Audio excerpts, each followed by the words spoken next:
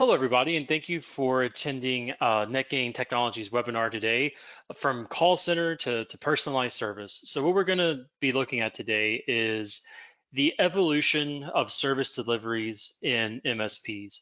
Of course, the MSP that we know best is our own, and we know how we've kind of evolved from some older models into something that we've developed in-house today that we feel really uh, meets the needs of our clients and solves several large industry-wide issues, or at least solves them for us. So we wanted to take a look at that today and really focus on why understanding how an MSP delivers service is important. This is not a small investment for most companies to decide to work with an MSP partner and to have somebody come in, step into your organization and really get to know your, technology network, your data, your employees' data, your clients' data, and to really become integrated with that.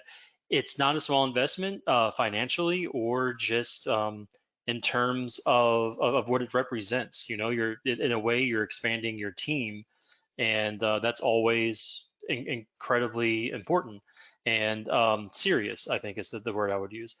And knowing how that team is going to actually do their work is critically important for when you make that decision.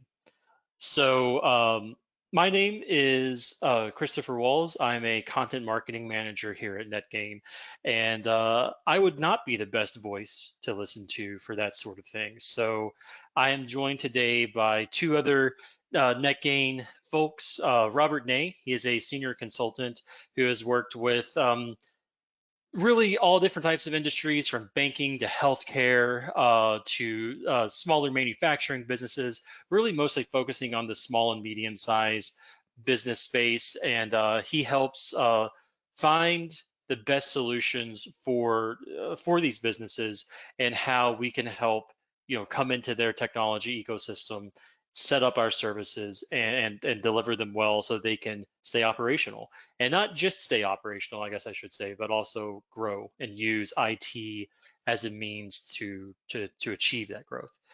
And alongside Robert, also joined by Mark Patterson. He is our director of service delivery, and simply put, he's the guy above and overseeing all of this.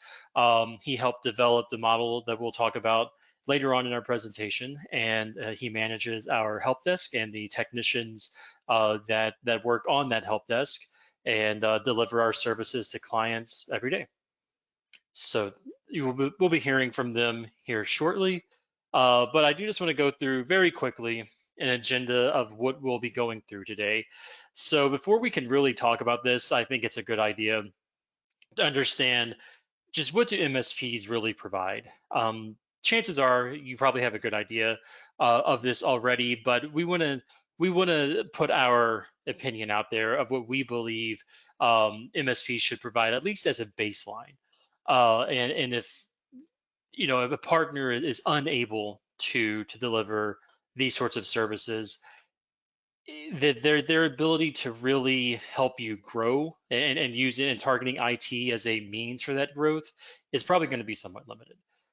So after we go through that pretty quickly, we'll take a look at or ask the question, what should you know about an MSP's service structure? What are the questions that if you're going in to a potential partnership, or maybe you're weighing several different opportunities to partner with MSPs, what should you be asking them about how they deliver services? Because really, this represents how you're going to interact with them through your entire partnership with them.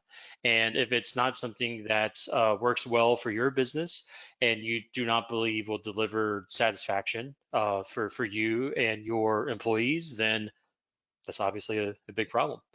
And then we'll get into kind of the real meat and analysis of our presentation, where we're going to take a look at three different service delivery models.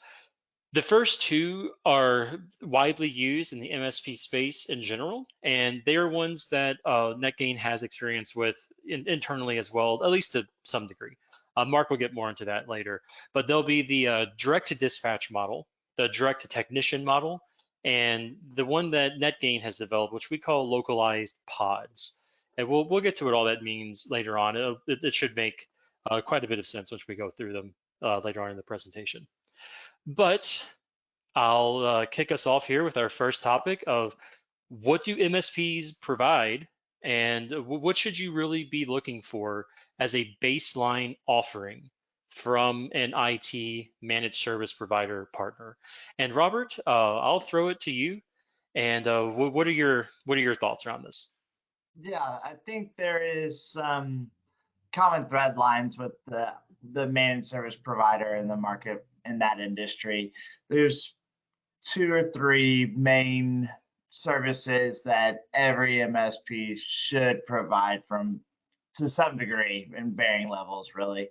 The first is going to be end user support, remote and on-site. So that's your help desk that so many people are used to calling a support number and speaking to someone whenever they have a problem.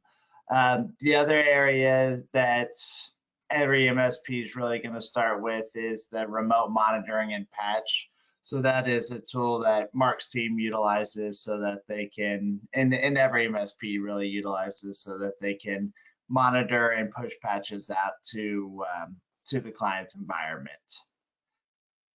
And the final couple areas would be just cloud support, security, and the general application support within every client's environment. There are various applications that every client uses, and making sure that your MSP has a model that can support or work with the application support team is pretty critical. And those are the main areas that we really see every standard managed service provider is doing today. Awesome. Thank you, Robert. Yeah, I would agree. This is kind of the base level offering that everywhere should offer to some degree. These are really kind of what I would consider key sectors, maybe subsectors of IT that every business, every modern business interfaces with in some way. And no matter how large or small your business is, if you have computer users that are employees, eventually they are going to need some sort of technical support that goes above what they can self-service, right? That could be because they just don't have access to something. It could be that they don't have the technical knowledge because their role is not that of an IT person. And just to varying degrees here, this is all things that all things that people that organizations interact with to some degree. So let's see. Moving on here.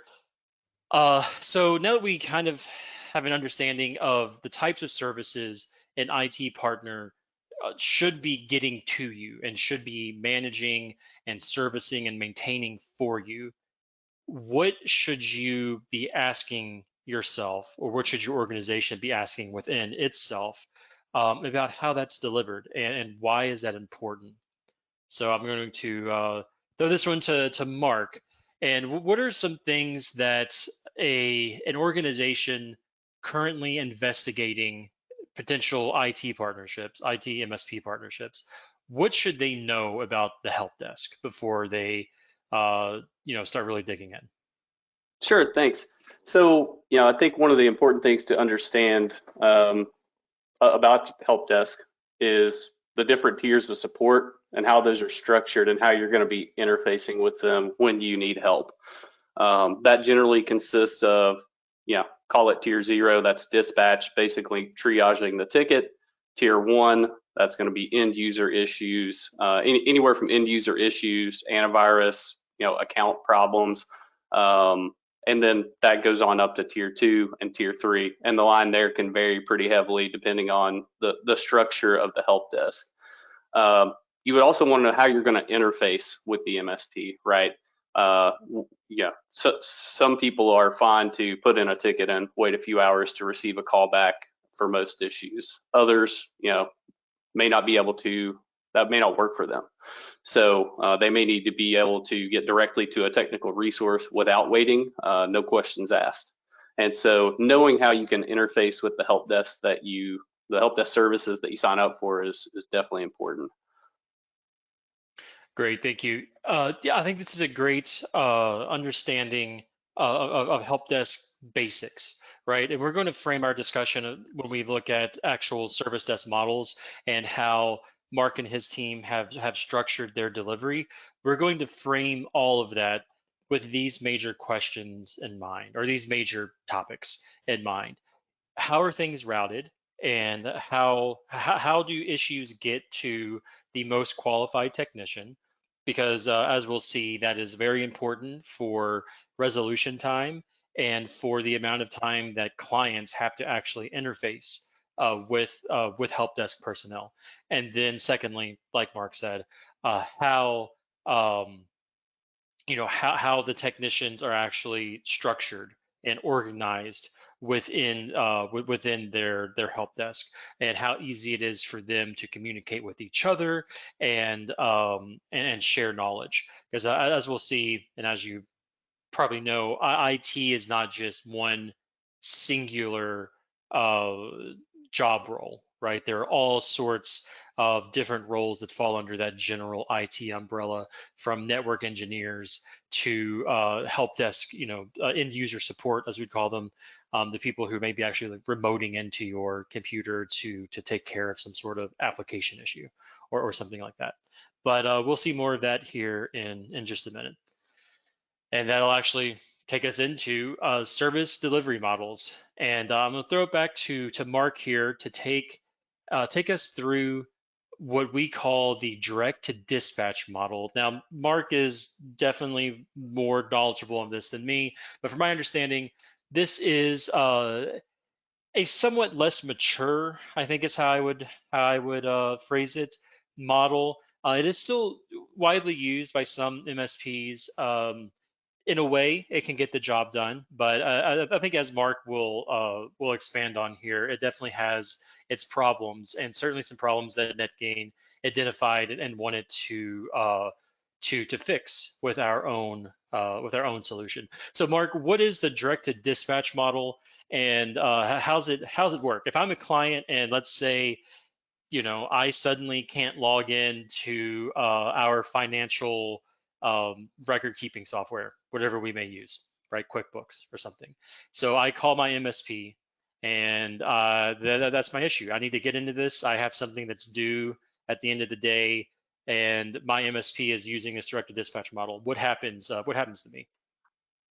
So typically what we see in the direct to dispatch model is no matter who the client is, they're kind of filtering every request through a team of dispatchers.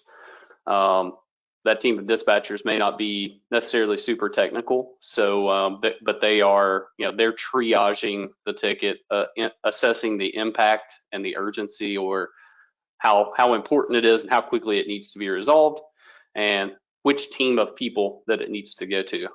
And as you can see in the model here, it doesn't matter which client is contacting dispatch for support, it all is filtered through dispatch, and that would be whether it's a phone call, an email, anything. They're sort of then assessing which team it needs to go to, whether that needs to go to the help desk team, the infrastructure support team, the network team, or it needs somebody to come on site. They're typically also, as part of that dispatch process, trying to assess how long that request will take, which can be very challenging to do no matter what level you're at. And then they're sending that to the team member to assist, or schedule a callback to you to assist you later on. So that's kind of how the dispatch model works. Yeah. I don't know if you want to go to the next slide now, Yeah, Chris. well, so I was just going to say, it seems like one of the biggest challenges there is that everything is filtered through what is generally a group of non-technical, or not quite as technical at the very least, group, and a lot is put on them to determine where it should go, how critical it is. And when you don't have that understanding, I mean, I'm putting myself in the role of a dispatcher. I'm not for sure I could adequately determine the critical nature of some stuff, right? So I may mark something as a tier 2 when in fact it is a tier 3 or even something above, like a critical sort of ordeal. That seems like a big downside to me. And I think I'll throw it to Robert. Robert, you speak with a lot of our clients who have a lot of big IT questions and a lot of big IT challenges that they're looking to solve. When you talk to them and you listen to their needs, what comes to mind as some of the downsides of going direct to a dispatcher like this? Yes, I think one of the biggest challenges that, especially in, let's say, community banking being a perfect example, a teller has a client right in front of them. They have an issue. When they call, they really want to be able to speak to an engineer directly and get that problem solved right away, especially when you're client facing. 30 seconds can feel like an hour and a half when you have someone staring at you waiting for a response. So when you're speaking to a dispatcher, you're trying to explain your problem and the urgency of it, but you're not getting to speak directly to someone that can remediate that issue. So I think that's something that executives and owners of small businesses might have some concern with. And then another area that I've heard clients express, some frustration with is, and honestly, I've experienced it myself personally, is the repeating of issues. So you tell a dispatcher a very long story to get to the point of your computer's not turning on, but you feel like you need to fill in all these nuances because you think they might be important or pertinent information to the person that will ultimately solve the problem. The dispatcher takes that information, disseminates it, like you said, Chris, as best they can, not being very technical in nature, and then they send it to what they hope to be is the person that can solve your issue. And that person wants to hear it again because they're hearing it secondhand through a dispatcher. So then you got to repeat yourself.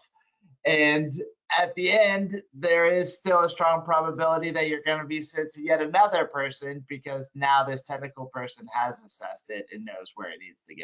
So you can see where this gets kind of a circular environment where you continue to repeat yourself till you get to the right person. It's almost like the technicians, if I can jump in just for a second, it's almost like the technicians become a second line dispatch anyway, right? Which will be interesting when we take a look at our direct to technician model, which comes next, which you can probably guess skips the dispatch and goes direct to technicians. But just an interesting way to think about it where, as the client, you're repeating yourself constantly, trying to give as much information as you can, and all the while time is ticking away, right? Yes. So Absolutely. yeah. Anyways, but go ahead and go ahead and finish up. I was just wanted to say that really quick. No, that was perfect.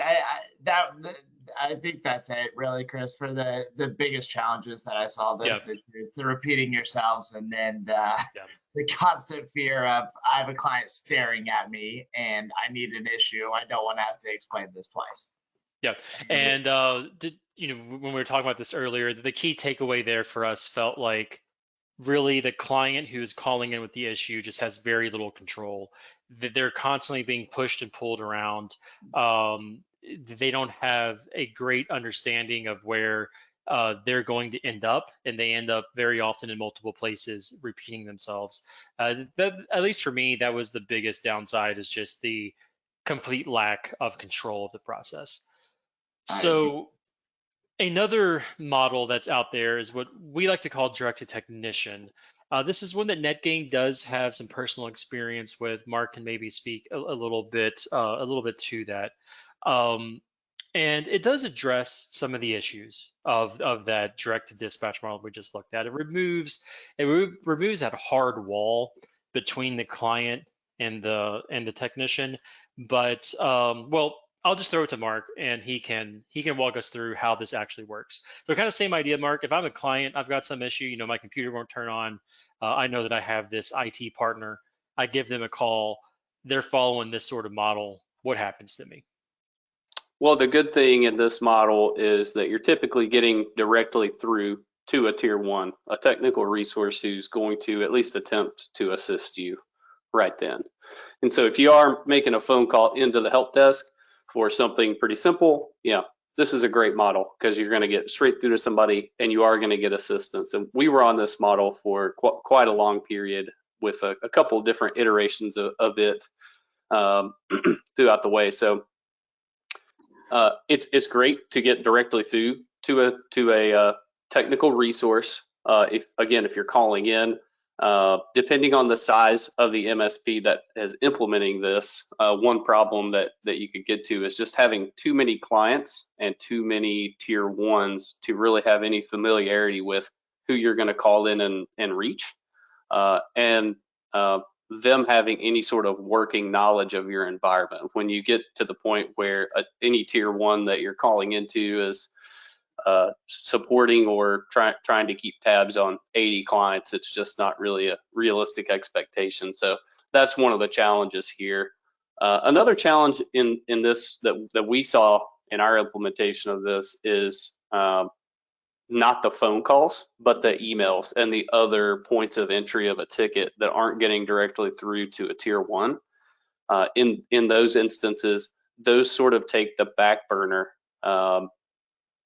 to the phone calls, right? So when the phone calls, it's a Monday, Tuesday, that's typically going to be the heavy call days. The emailed in tickets are going to kind of sit on the back burner until we get through all the phone calls and those slow down. So that's sort of one of the downfalls there. The other downfall is in this sort of model, everything sort of just gets auto assigned to a tier one. There's really no assessment of, well, who does this really need to go to? There's a lot of, I'm going to email a ticket in, it's going to get auto assigned to a tier one, maybe on a Monday. Then on a Wednesday, when the phones cool off, they finally see that emailed in ticket and they say, oh, that actually needs to go to a tier three, or, oh, we actually need to go on site. We can't even work on that remotely. And they're kicking it over to another team. So those are some of the challenges that we saw with that model. Along with, I think another challenge that we saw with it is just in this, it's not really represented well in the slide, but the call center or the tier one, tier two, tier three, that's sort of all housed in a call center. So everybody that's taking those phone calls is centered in a call center in one location. And if the client base is regionally dispersed, there's a completely separate team of people that's doing any form of on-site support.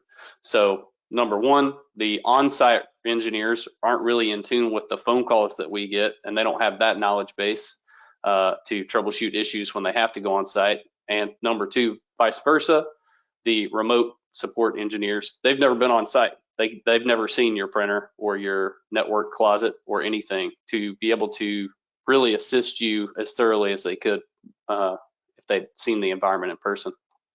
That seems like a pretty major downside, really, where if there's, let's say, only one or two on-site engineers for whatever region you may be in, the client may be in, and that region could be very widely dispersed, right?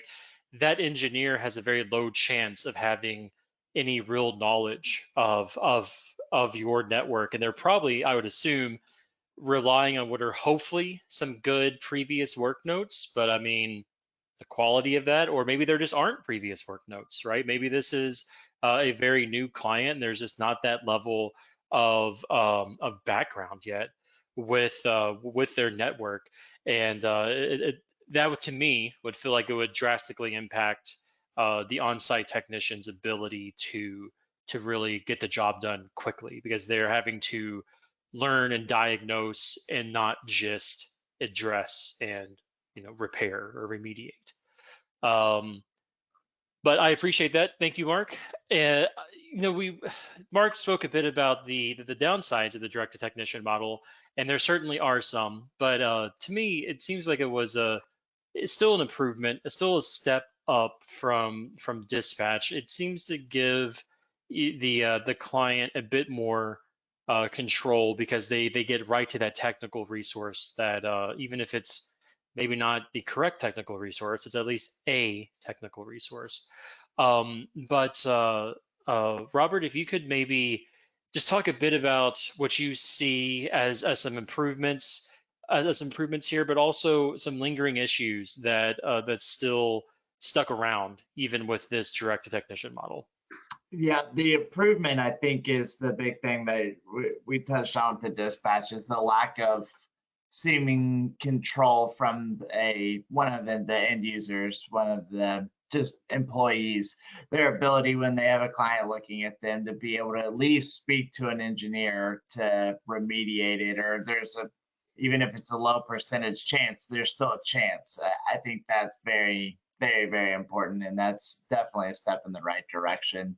I think a challenge that still persists in this model is as the MSP continues to grow and acquires more clients, that means that you have to train your tier one technicians on more networks. And let's say you get over 30 clients, it's impossible for a tier one to remember 30 different networks, let alone be able to remember some small nuance about those networks. So while you are getting to speak to an engineer, you are unfortunately starting from a very basic level and a high probability that you're going to have a script run on you, and you still are going to have a high probability of having to repeat yourself, and those guys act as triage to figure out where to actually dispatch the challenge to. So while it addresses a little bit of the lack of control, it doesn't really address the repeating of issues and the resolution time of those issues. Great, thank you. And I think that'll bring us to a solution that Mark and his team cooked up here internally for NetGain. We call these local pods. We talk about that we don't have a single help desk. We have many pods, and our clients are assigned to, or a pod is assigned to a client. But Mark can certainly speak to that much more than I can with this more complicated diagram than we've seen with the other models. But Mark, how does the pod structure work? And what was your goal? And how do you feel you achieved it with it?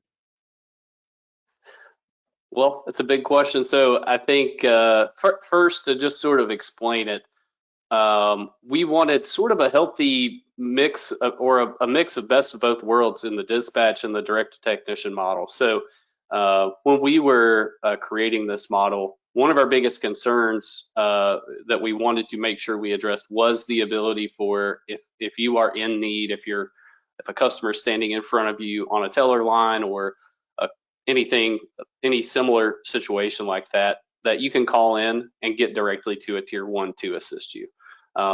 That's very important, and it was made known by a lot of our clients that that's what they really like.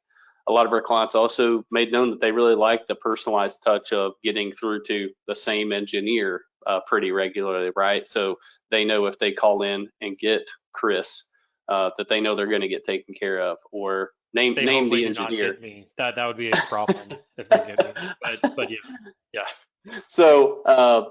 So they like that, and we wanted to keep that. So as you can see on the slide deck, if somebody's phone calling in, they're going to get directly through to a member of the pod. So that's first and foremost.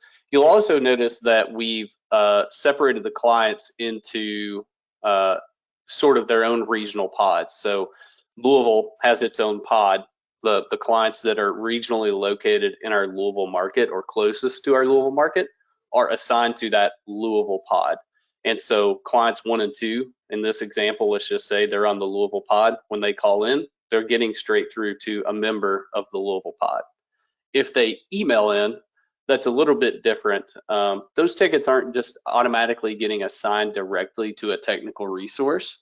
They're going through a triage process that's done by our dispatch team. So we've got a central dispatch team that is not assigned to one particular pod.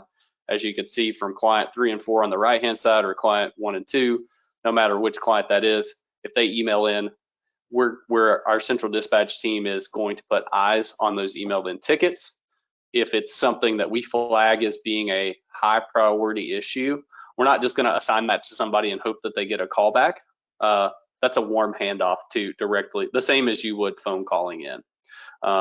And so we shoot to triage every ticket within 12 minutes of being entered during business hours. So we're really putting eyes on those tickets.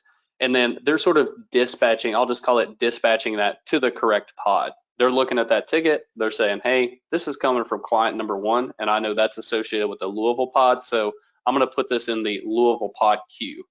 And so if it's coming from client 3 or 4, it might go to the Lexington pod. And so once it's in the realm of the pod, from that point, it's the responsibility of all the pod members to keep an eye on those unassigned tickets that have been triaged by the central dispatch team. And then they're going to use their knowledge of that client's environment and their knowledge of the skill set of their team members to know who's really equipped to fix that problem the best. Something may sound very simple to somebody that's not familiar with a client, but if you really know the client, you know, oh, that's probably going to take a tier 3 level resource to actually fix it. And it's also very likely that even though Johnny's a tier 1, I know that he's got a great Cisco voice over IP skill set, and that's the skill set that this ticket needs to resolve it. And so that has really created a lot of synergy of getting the right ticket to the right person to get it solved the first try, as opposed to I'm going to assign it to a tier 1.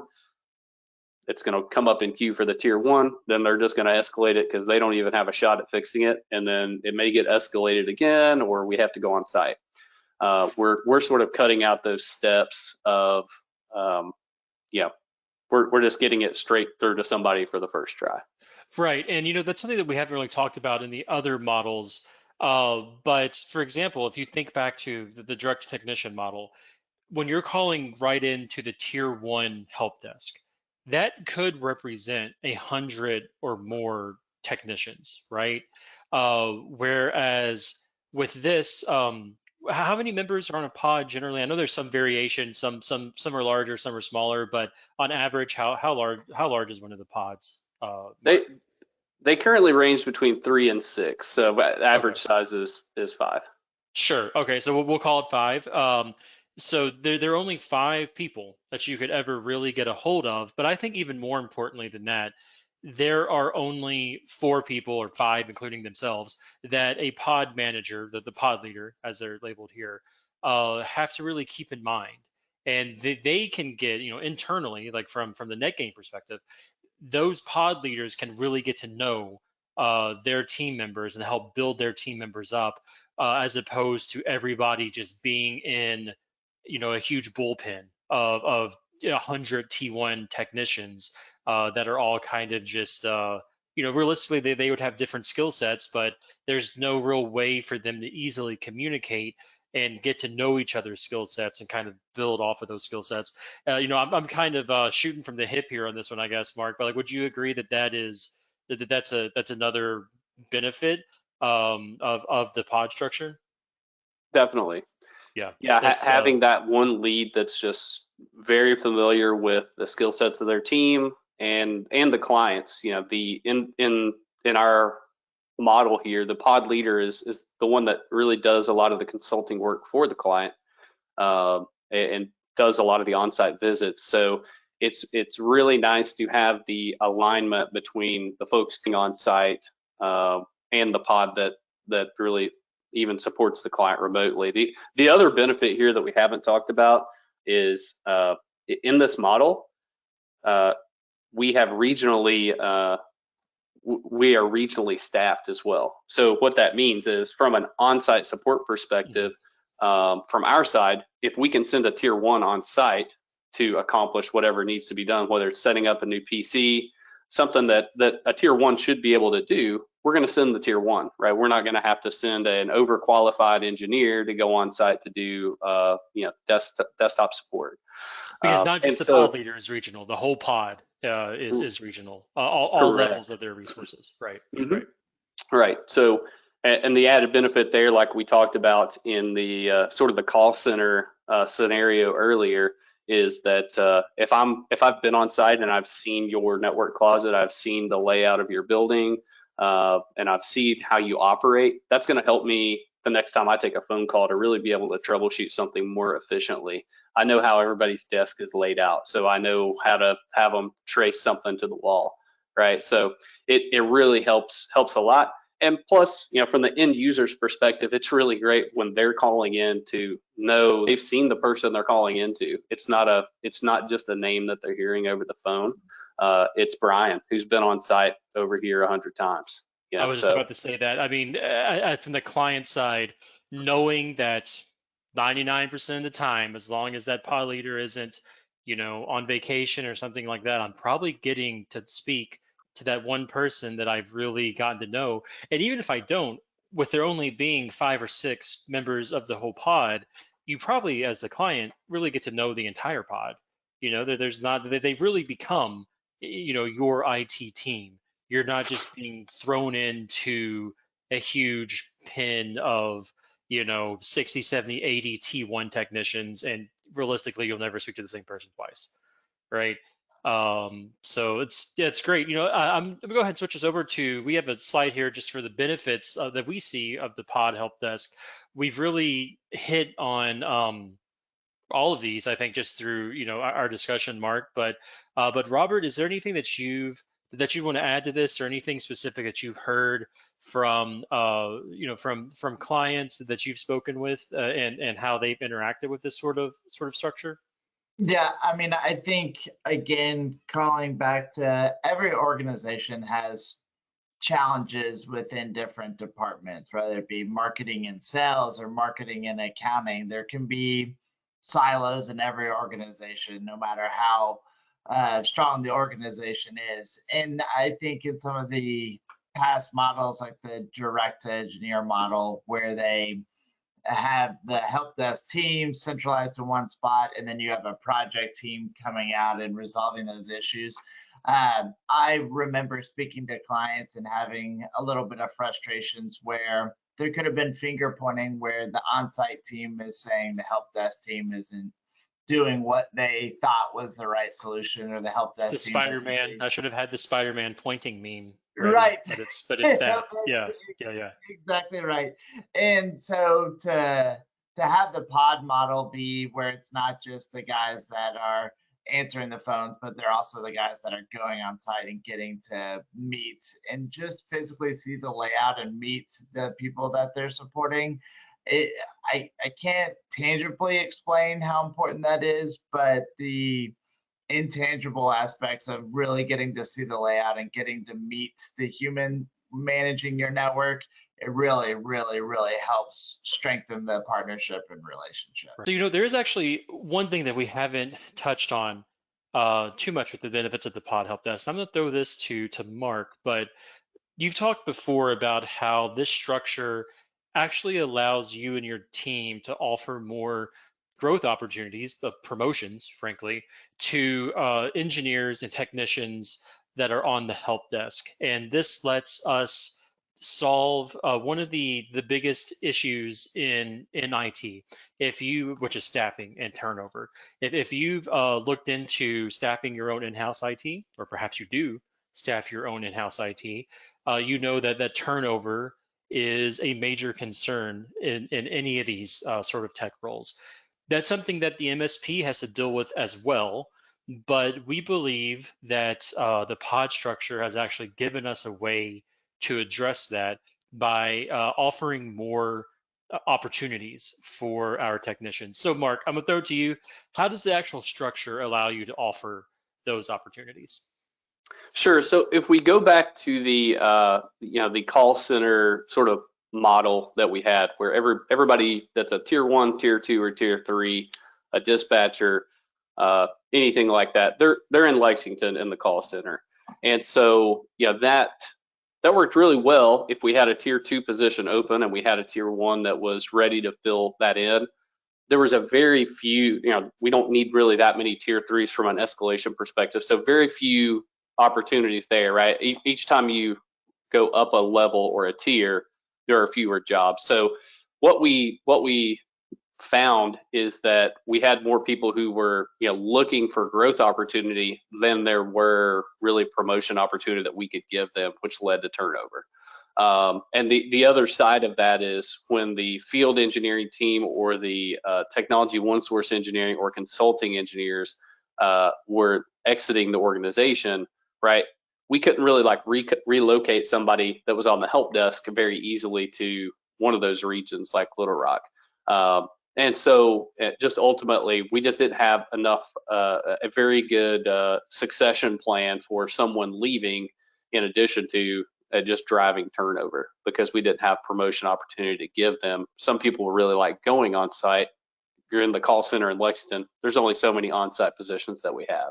So now with the regionalized model, what we have is a better opportunity for if a field engineer leaves, right? If a higher level engineer leaves, we've got people in the region there to sort of backfill their position. So there's more growth opportunity and ability for them to be able to grow within their own positions, by doing additional on-site support or taking on the consulting or on-site visit type work to help drive employee retention.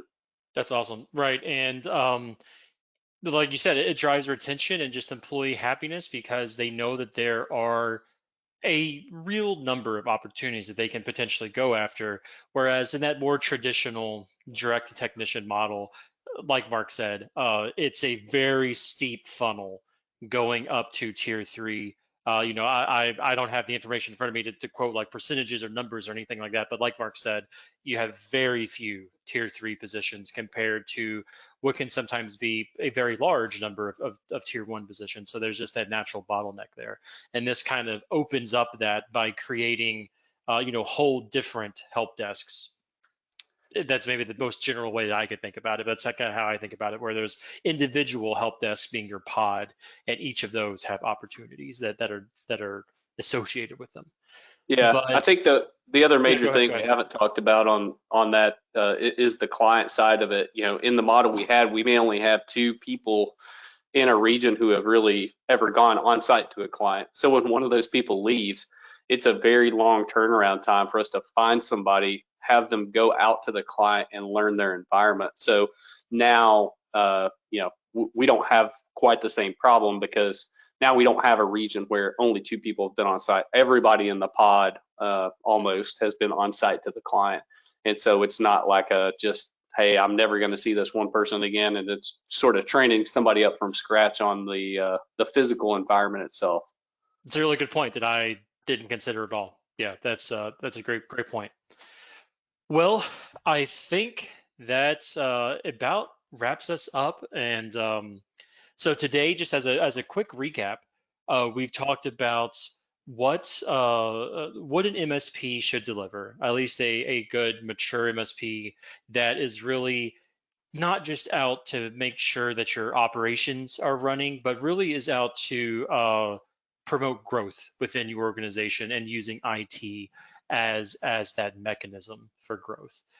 We also took a look at the big questions that you should be asking about a help desk and how it's structured, because as we've seen through our look at different models, that really plays a direct role into how you interface with your IT partner and frankly, the frustrations that interfacing can cause. If you're having to repeat yourself all the time or not, or if there's more of a model of a personalized model where when you know that you call in, you're going to get the same couple people every time.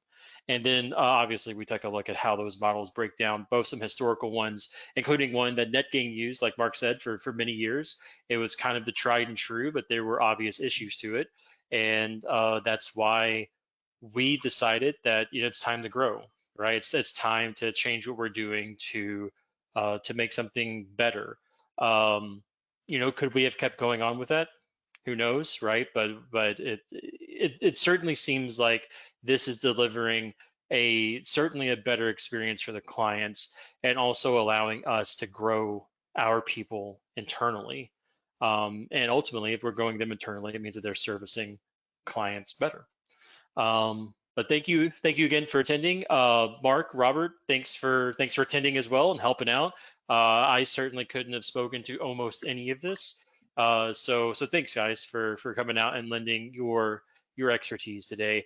I will be sending out the slide deck for this a day or so after this presentation. And if you would like to get in contact with us, please feel free to reach out. You might end up talking to Robert to help you figure out how IT can help drive your business goals and your growth forward. So thanks again, everybody, and we'll see you soon. Thanks, Chris.